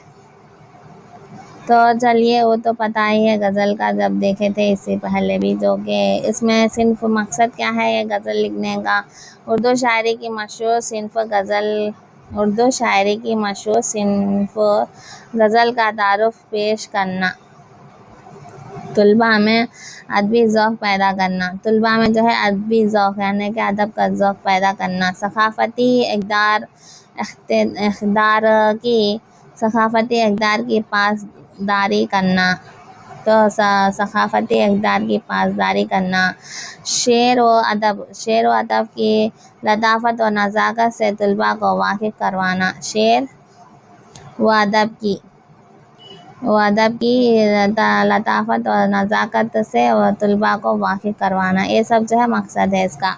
शायर का तारुफ देखेंगे। अब शायर का तारुफ जो है अली सिकंदर नाम इनका। देखिए जिगर मुरादाबादी जो कि इनकी तस्वीर है, ये जिगर मुरादाबादी की तस्वीर है। ये तस्वीर इसलिए दिखा रही हूँ जब भी जो है आप जिगर का पढ़ रहे हैं तो उसको तस्वर कर ले सकते हैं। अगर अली सिकंदर नाम, अली सिकंदर क्या है, नाम है इनका। नाम क्या है, अली सिकंदर। अली सिकंदर नाम है और जिगर तखल्लुस करते थे। अली सिकंदर नाम है और जिगर क्या करते थे, तखल्लुस करते थे। जिगर जो है तखल्लुस है और अली सिकंदर नाम है। याद रखिए, अली सिकंदर नाम और जिगर तखल्लुस करते थे। 16 अप्रैल 1890 को 16 अप्रैल 1890 ईस्वी को मुरादाबाद उत्तर प्रदेश में पैदा हुए। 1890 मुरादाबाद उत्तर प्रदेश में 1890 मुरादाबाद उत्तर प्रदेश में पैदा हुए। कब? 16 अप्रैल को जो है मुरादाबाद उत्तर प्रदेश में पैदा हुए। इब्तिदाई तालीम जो है कहाँ करे, घर पर ही हासिल की। इब्तिदाई तालीम जो है घर पर ही हासिल की। और जो है चूँकि फितरी शायर थे ना, इसलिए कम सनी से शायरी का आगाज़ किया। यानी कि फितरी शायर थे, यानी कि फितरत के जैसा शायर थे और इसलिए जो है कम सुनी से शायरी का आगाज़ किया। कम सुनी से जो है क्या करे, शायरी का आगाज़ किया। अब उसके बाद जिगर मुरादाबादी अपनी शायरी में हुस्न व इश्क को तो अब जिगर मुरादाबादी अपनी क्या है वो, अपनी शायरी में हुस्न व इश्क को वल्हाना अंदाज में पेश किया है। ये वल्हाना अंदाज में जो है ये हुस्न व इश्क को वल्हाना अंदाज में पेश किया है। उन्होंने ऐसी गज़लें भी कही हैं जिनमें शऊर और फ़िक्र दो भी मिलना है। शऊर और फ़िक्र का अंसर नुमाया है। सादगी, रवानी और मौसीक़ियत जिगर के कलाम की ख़ास खूबियाँ हैं। सादगी रहना है उनके कलाम में, रवानी रहना है जो कि अच्छे से होना है, मौसीक़ियत यानी कि म्यूज़िक के तरह भी होना है। तो सादगी, रवानी और मौसीक़ियत जिगर के कलाम की ख़ास खूबियाँ हैं। इनके शेरी मजमुओं में दागे जिगर, अब देखो ये इम्पॉर्टेंट, इनके शेरी मजमुआ अगर जो है नहीं पढ़ा है, शेरी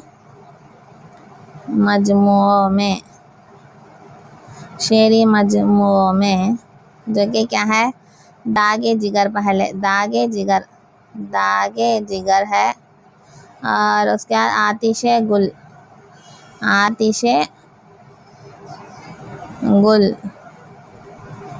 आतिशे गुल दो है।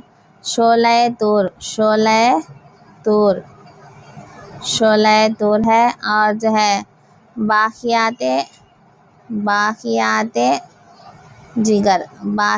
जिगर है, शामिल है। क्या है, दागे, इनके शेरी मजमूए दागे जिगर यानी कि दागे जिगर के सर का याद रखिए। आतिशे गुल, शोले तूर, बाखियाते जिगर शामिल है। इनका इंतकाल जो है कब हुआ, 1960 में हुआ। 1960 ईस्वी को जो है कहाँ हुआ,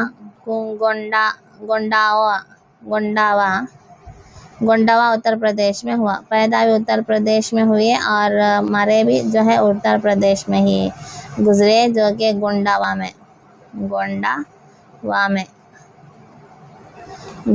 ज़िला है वो, जो कि इनका इंतहा 1960 को गोंडावा उत्तर प्रदेश में हुआ। तो जिगर कब पैदा हुए, 1890 में पैदा है, 16 अप्रैल 1890 में पैदा है। असल नाम क्या है इनका, अली सिकंदर नाम है और जिगर तखल्लुस करते थे। और इनका है ना कि शायरी का आगाज़ जो है कम सुनी से ही शायरी का आगाज़ है। जिगर मुरादाबादी अपने शायर हुस्न इश्क के वल्हाना अंदाज में पेश किया करते थे। उन्होंने अपनी ऐसी गज़लें भी कही हैं जिनमें शेर व शौर भी होता है, जिसमें सादगी होती है, रवानी होती है, मौसीक़ियत होती है। जिगर के कलाम में ख़ास खूबियाँ हैं। इनके शेरी मजमूए में कौन कौन है, दागे जिगर, आतिशे गुल, शोले तूर और बाखियाते जिगर, जो कि दागे जिगर, आतिशे गुल, शोले तूर और बाखियाते जिगर शामिल है। इनका इंतकाल 1960 में गोंडा उत्तर प्रदेश में हुआ। जाहिल जो है अनपढ़, ला इल्मी, जाहिल किसे कहते हैं, अनपढ़ को, ला इल्मी इल्म नहीं रखते सो से बोलते हैं। और मिजाज आकर झूठ धोखा, इसका मिजाज आकर झूठ और धोखे को कहते हैं। नगमा वाले तो गीत गाना तराना। तस्कीन, ये पूछा गया था, देखिए, तस्कीन राहत आराम। खुर्द मतलब जो है अक्ल दानाई, तस्कीन राहत आराम को कहते हैं। खुर्द जो है अक्ल दानाई। नेक्स्ट अगर इसमें शायर मशरिक यानी कि क्या आप जानते हैं शायर मशरिक किसे कहते हैं? सर मोहम्मद इकबाल के वालिद शेख नूर मोहम्मद, यानी कि उनके वालिद का नाम क्या था, इकबाल के वालिद का नाम जो है नूर मोहम्मद था। और कश्मीर के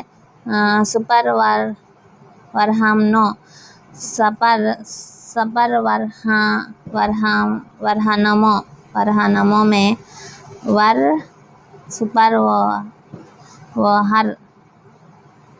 में हर हमनों में जो है इनकी नस्ल से थे। वो एक जात थी जो कि वो नस्ल से थे और ना ताल्लुक़ रखते थे। कौन? मोहम्मद, जो कि उनके वालिद गाजी गाजी औरंगजेब आलमगीर के अहद में जो है उनके एक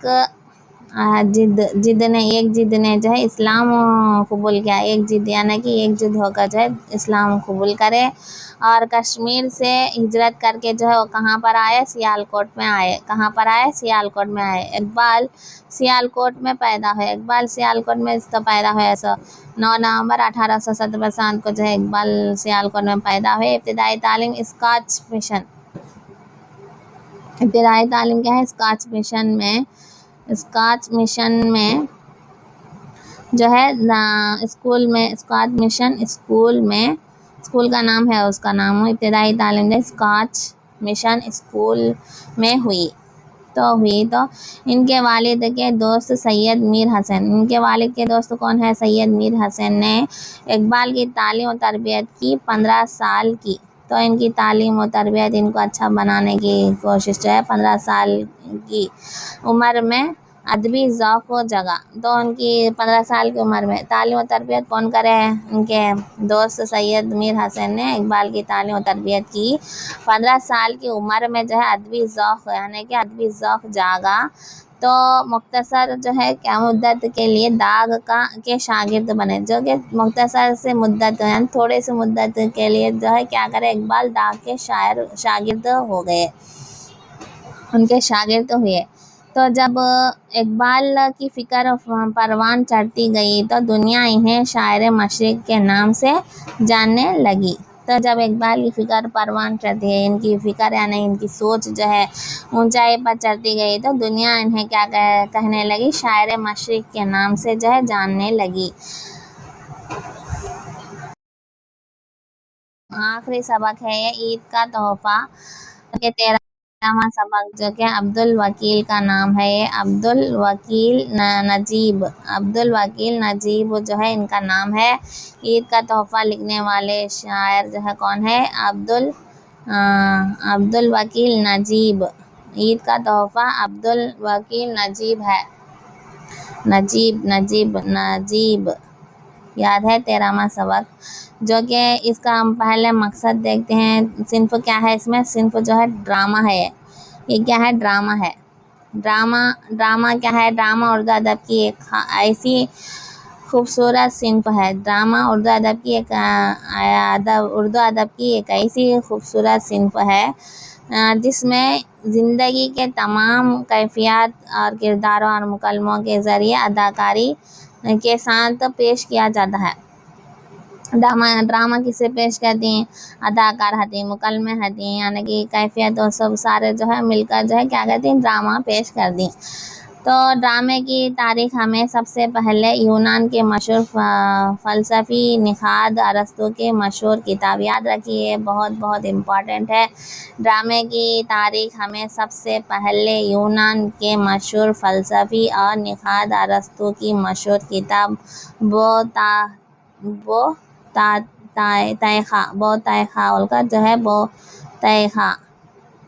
तैखा में मिलती है। ड्रामे की सबसे मशहूर जो है किताब है, जिसको है ना कि कौन लिखे थे, मशहूर फ़लसफ़ी अरस्तू ने लिखे थे। और वो कहाँ से ताल्लुक़ रखते थे, यूनान से। यूनान के मशहूर फ़लसफ़ी और निखाद भी थे वो, और फ़लसफ़ी भी थे। और अरस्तू की मशहूर किताब है तैखा में मिलती है। ड्रामा यूनानी लफ्ज़ ड्राउ से माखूज़ है। ड्रामा यूनानी लफ्ज़ ड्राउ से माखूज़ है, जिसके मानी अमल करके दिखाने के हैं।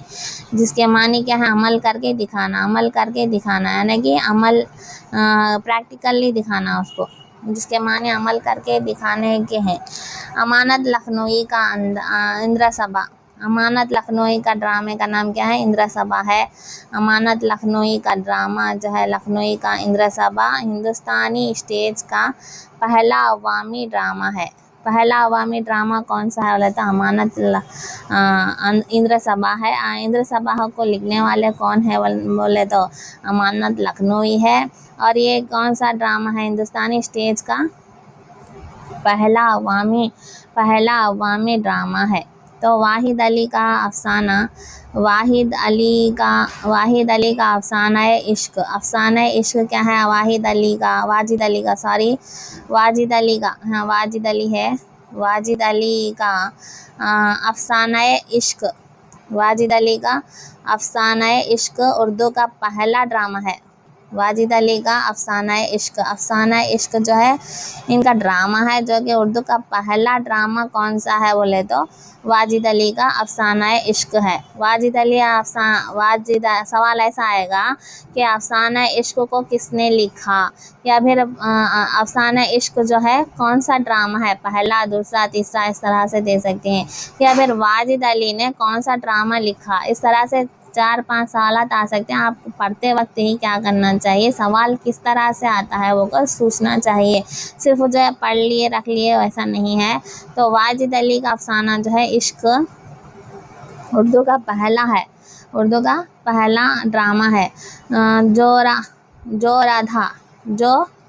राधा कृष्णा की कहानी पर मुबनी है। ये जो इश्क अफसाना इश्क किस पर मुनहसिर है, किस पर बनी है, कहानी किस पर बनी है? राधा कृष्ण के पर बनी है ये कहानी।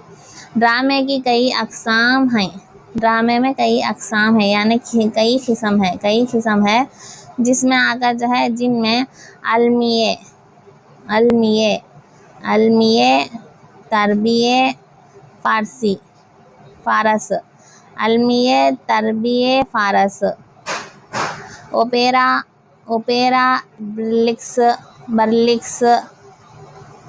बर्लिक्सिक, एक बाबी ड्रामा, क्या है? अलमिया, तरबिये और फारस, ओपेरा और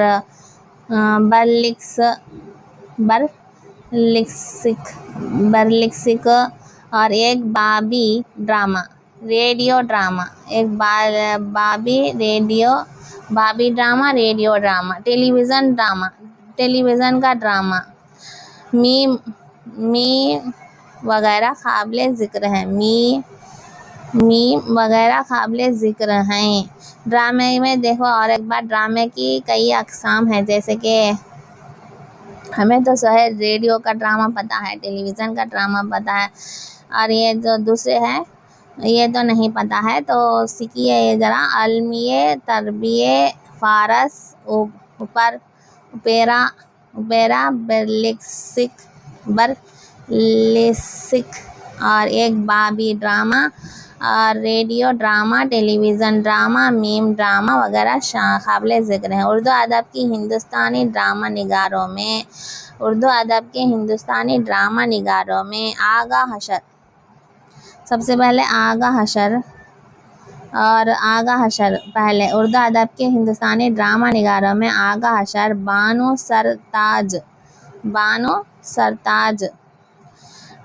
सरताज और वकील नजीब, इसीलिए जो है नजीब का आया है, वकील नजीब। अब ये जो शायर है वकील नजीब है। और अनीस आज़मी,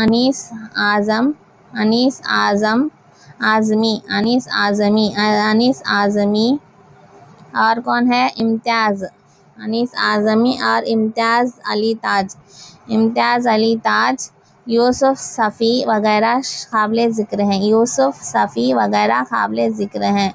कौन कौन है उर्दू अदब के हिंदुस्तानी ड्रामा निगारों में? आगा हशर और बानो सरताज, वकील नजीब और अनीस आज़मी और इम्तियाज़ अली ताज, यूसुफ सफ़ी वगैरह काबिले ज़िक्र हैं। ईदगाह क्या है, इसका मकसद क्या है? तुलबा में सिला रहमी, ये भी जो है तुलबा में सिला रहमी, हमदर्दी, खुद एतमादी, बाहमी एतमादी, इमदाद, बाहमी इमदाद। तुलबा में जो है क्या है? तुलबा में सिला रहमी है और हमदर्दी है, एक खुद एतमादी भरोसा रखने के, और बाहमी इमदाद यानी कि ताल्लुकात रखना, बाहमी इमदाद भाईचारगी, बेहतर दोस्ताना ताल्लुकात जैसे रुझानात को फ़रोग़ देना है। शराब शराब, नशे, जुआ जैसी बुरी आदतों से बचने, सेहतमंद ज़िंदगी गुजारने की तलकीन करना, जो कि इस ज़बान से लगाव पैदा करना और ज़बान में रवानी और सलासत पैदा करना, तलबा में ज़ौक़ सलीम को फ़रोग़ देना, तलबा को सिन्फ़ ड्रामा और इसकी तारीख़ से वाकिफ़ करवाना, ये सारा का सारा जो है मकसद है इसमें। तो ये बहुत इम्पॉर्टेंट है। देखिए उसके बाद मुसन्निफ़ का तारुफ़ अब्दुल वकील। अब्दुल वकील क्या हैं? अब्दुल वकील नजीब। अब्दुल वकील नजीब जो शायर है। 1 जुलाई इनका जो है नाम वही है, तखल्लुस क्या दिया नहीं है।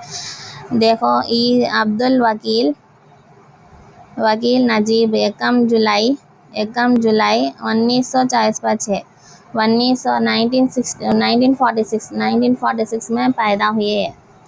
कहाँ पैदा हुए नहीं दिए, कब पैदा हुए से दिए सोच खाली। कब पैदा हुए? 1 जुलाई 1940 पर 6 को पैदा हुए। बेहतरीन नावल निगार और ड्रामा निगार हैं ये। बेहतरीन नावल निगार और ड्रामा निगार, दो भी है, नावल भी लिखी, ड्रामा भी। तो इनके मशहूर नावलों में बेज़बान साथी। इनके मशहूर नावलों में कौन है? बेज़बान साथी, मसीहा, इंसानियत और क्या क्या है। देखो पहले नावलों में देखो इनके मशहूर नावलों में, यहाँ से शुरू इन्वर्टेड कमास में, नावलों बेज़बान साथी, एक अगर बेज़बान साथी है, मसीहा है, और इंसानियत और दरिंदगी, इंसानियत और दरिंदगी कहते हैं। इंसानियत भी है और दरिंदगी भी है। और जंगल की अमानत भी है, जंगल की अमानत। उसके बाद मेहरबान जिन है। और खौफनाक रास्ते और गद्दार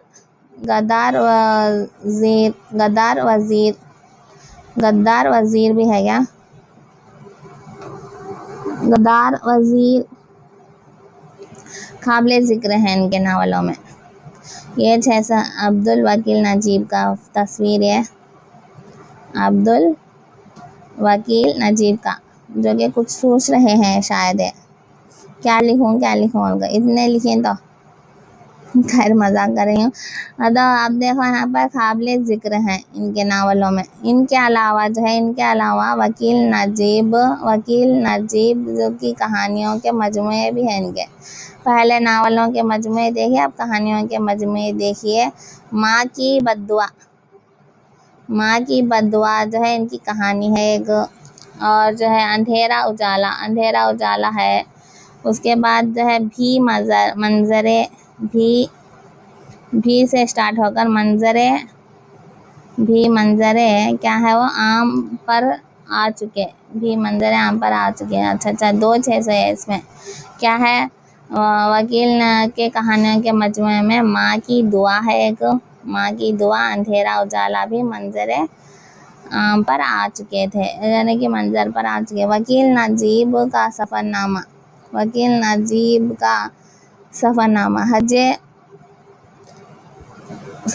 भी है इनका। हज व ज़ियारत मदीना मुनव्वरा, हज व ज़ियारत मदीना मुनव्वरा है एक। सफ़रनामा में हज व ज़ियारत मदीना मुनव्वरा है एक।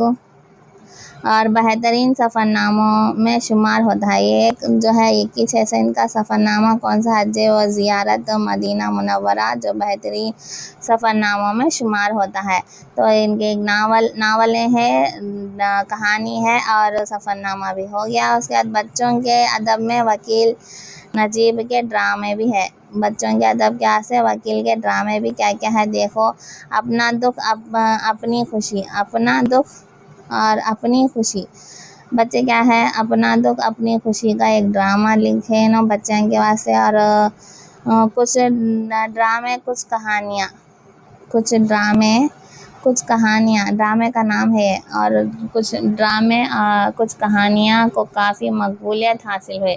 कुछ ड्रामा करती हैं बच्चे और कुछ कहानियाँ सुनते होगा, जो है ये लिखे हैं सर का है जो है काफ़ी मकबूलियत हासिल हुई इनको, काफ़ी मकबूलियत हासिल हुई। ये ड्रामा ईद का तोहफ़ा, ये ड्रामा जो है ईद का तोहफ़ा, ये ड्रामा है ईद का तोहफ़ा। इनके मजमे कुछ ड्रामे कुछ कहानियाँ से लिया गया है। ड्रामा किससे लिया गया है? इनका ही मजमुआ है जो कि कुछ ड्रामे कुछ कहानियाँ से माखूज है। तो 4-5 बातें याद रखना है। अब्दुल वकील नजीब यानी कि 1 जुलाई 1946 में पैदा हुई, ये तो इम्पोर्टेंट है पहले। उसके बाद जो है कौन सा है, उसके बाद कौन सा है इसमें, बेहतरीन नावल निगार और ड्रामा निगार भी थे। इनके नावलों में बेज़बान, साख्ती, मसीहा, इंसानियत वो सब हो गया। तो इनके कुछ ड्रामे कौन से हैं पहले वो देखना है हमें। उसके बाद जो है 1 से 2-3 बार पढ़िए सुनिए, उसके बाद आ जाएगा।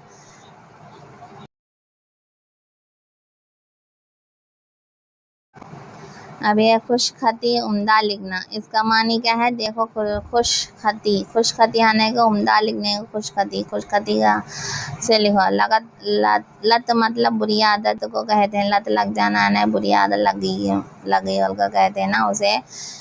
करखत मतलब क्या है? करखत सख्त कड़वा को कहते हैं करखत मतलब सख्त कड़वा को कहते हैं। मानी खैज आकर मानीदार को कहते हैं। मानी खैज मानीदार को कहते हैं। और रोना यानी भिलकना जो भी कहो। रोना बुलबुलाना तड़पना, जो कि बुलक कर जो रोते हैं, बुलकना, रोना, बुलबुलाना, तड़पना। वक्फा यानी कि थोड़ी देर के लिए जो है कहते हैं। आसार अलामत, आसार को क्या कहते हैं? अलामत कहते हैं। तो ये मुश्किल अल्फाज के मानी हो गए। उसके बाद देखते हैं, चलिए। क्या जानते हैं आप? तो देखो, रविंद्रनाथ टैगोर को जदीद हिंदुस्तानी ड्रामा निगारों का बाबा आदम कहा जाता है। रविंद्रनाथ टैगोर यानी ड्रामों की बात आ गई तो रविंद्रनाथ टैगोर आ जाता है। रविंद्रनाथ टैगोर जो है जदीद हिंदुस्तानी ड्रामा निगारों का बाबा आदम कहा जाता है। उन्होंने गुर्बत और जुल्म और जबर, हुब्बुल वतनी, रूहानियत और हर्ष व हौज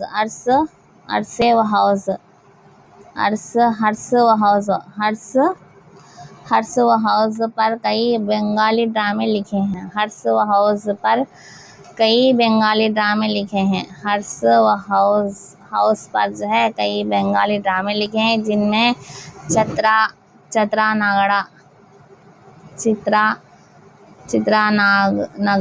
चित्रा नगड़ा जो है कहता है ये 1892 में। चित्रा नगड़ा जो ड्रामा है ये 1892 में। और राजा जो है 1910 में। और डाक घर जो है 1913 में।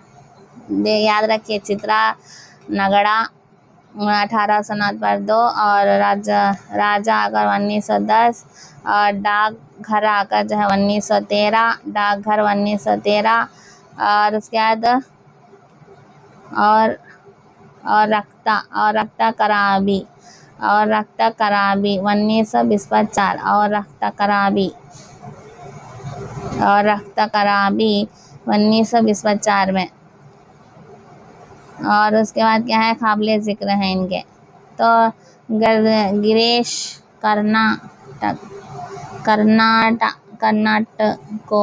गिरीश कर्नाट को जो है जदीद हिंदुस्तानी ड्रामा निगारी का अहम बाबा माना जाता है। गिरीश कर्नाट को जो है क्या कहते हैं? जदीद हिंदुस्तानी ड्रामा निगारी का बाबा माना जाता है। उन्होंने तारीख और इस्तातीर यानी क़दीम तहज़ीब रिवायात पर कई मशहूर ड्रामे लिखे हैं। उन्होंने क्या करे हैं? उन्होंने तारीख और इस्तातीर यानी कदीम तहजीब रिवायात पर कई मशहूर ड्रामे लिखे हैं। 20वीं सदी ईस्वी में विजय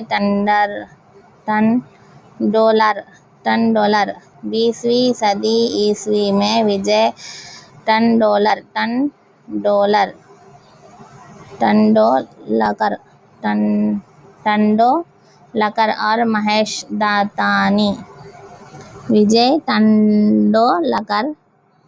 और महेश दत्तानी को हिंदुस्तानी ड्रामों में अहम मुकाम हासिल है, जबकि दानिश इकबाल को उर्दू जदीद ड्रामों का मसीहा समझा जाता है। जबकि दानिश इकबाल को उर्दू जदीद ड्रामों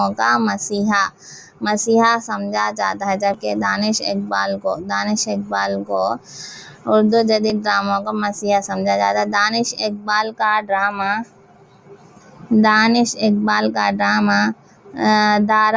दार शिकवा है।